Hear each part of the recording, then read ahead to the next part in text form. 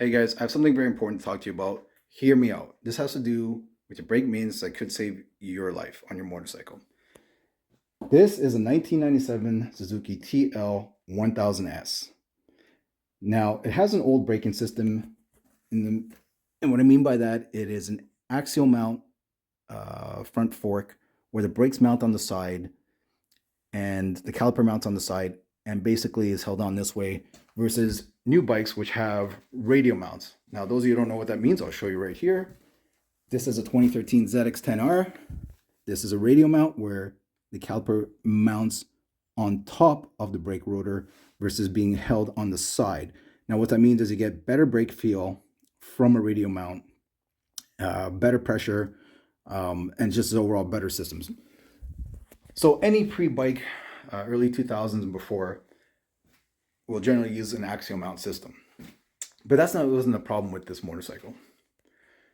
When I got it, didn't know the history, so I had upgraded the fluid, changed the fluid, put better brake pads. But I still wasn't getting a really good feel from the motorcycle. The brakes were still not working well. It still had like brake fade and just like wasn't getting a good initial bite from my brakes, no matter what I did. So I started thinking, do I need to upgrade the master cylinder? Do I need to go to, steel braided lines? You can see these are the old rubber ones. And although that would have helped, it still wouldn't have fixed my issue. So let's take a look at the caliper because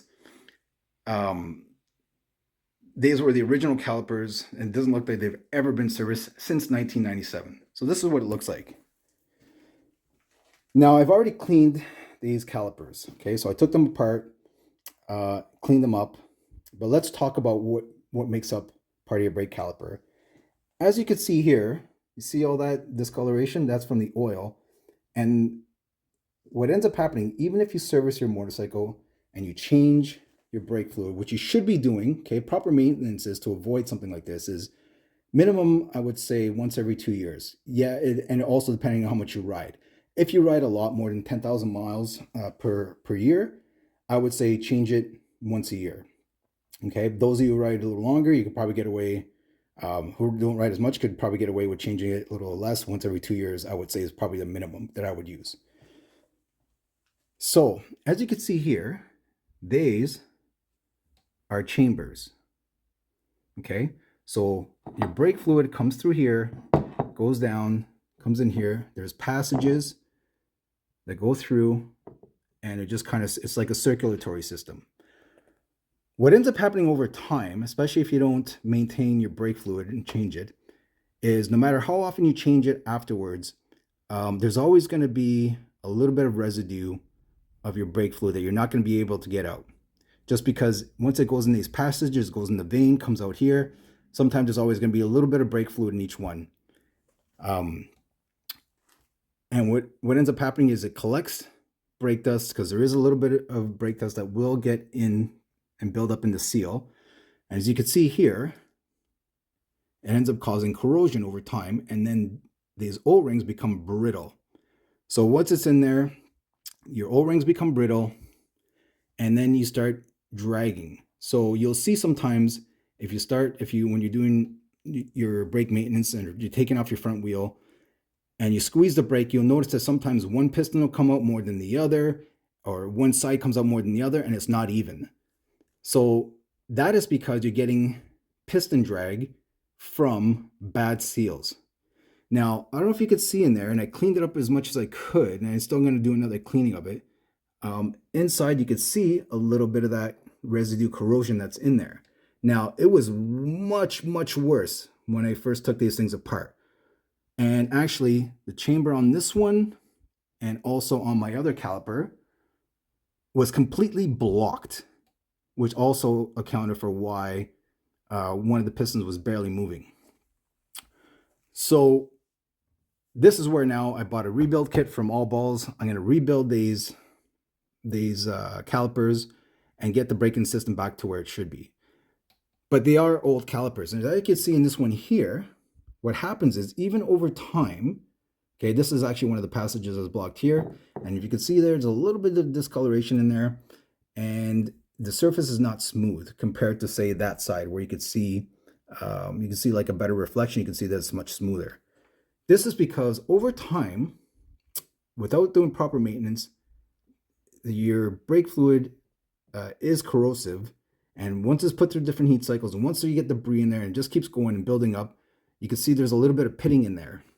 Now, this pitting should not necessarily affect the performance per se. More importantly, is the passages need to be cleaned and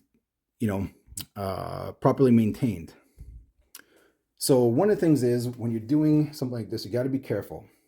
Okay. If you want to tackle a job like this on your own, make sure you have all the proper tools to take apart your brake caliper. And if you're going to try to do it on your own, one of the most important things is, as you can see here, okay, I'm going to give this another cleaning, but it's fairly smooth and clean. If you're going to try to yank these out, because what happens is sometimes they get stuck in there, is you don't want to start grabbing with pliers and trying to pull out, because this surface needs to be completely smooth. Think of a piston engine that has scoring on the walls or scoring on the piston itself.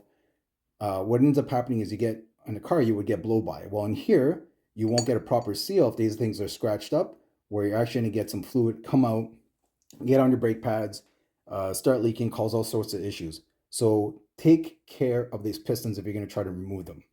Okay, and make sure when you clean them that they're perfectly smooth and clean. Inside, if there's any scratches, that doesn't matter. That's not going to affect anything. You want the outside, this lip right here, that you still have to clean up. And the outside, make sure that it's perfectly smooth, clean, and no deep gouges or scrapes or scratches. If you have that, you have to change your pistons. Now, like I said, I already showed you this part where it's all brittle and old. I'm going to do another video later once I put everything back together and put it on the bike. Unfortunately, it's winter outside right now, so I can't really test it until I at least get maybe a clear day where I might take it out for a quick ride just to make sure everything's working properly. But that's what I want to tell you guys, okay? Your brake maintenance. So again, to reiterate, change your fluid every 10,000 miles or once every 2 years. If you want to do it even more, once a year, that's totally fine. Just don't let it go years and years without maintenance, which majority of people do. And secondly, I guess there's no secondly. Just make sure everything is done properly. Just make sure you clean everything properly. And when you're putting the system back together, okay, when we put this back together and we're putting it back on the motorcycle, that you try to even add some oil in your chambers.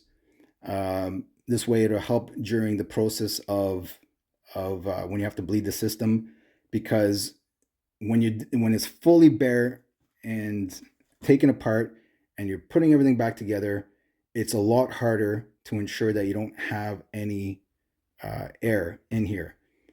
And because the system is completely dry, we need to fill up these chambers, try to put it back together. At least there's some in there. Bleed the system, and then those of you who are going to try it yourselves, if you ever decide to do this, once you bleed the system, you think it's good, you're going to take a zip tie, you're going to put it on your brake and hold it overnight to ensure any air bubbles will rise and come out of the top. And then you should be good to go. So anyhow, that's my tip for you guys. Very important. Take care of your motorcycle. It'll take care of you. Good luck. And if you have any questions, feel free to ask.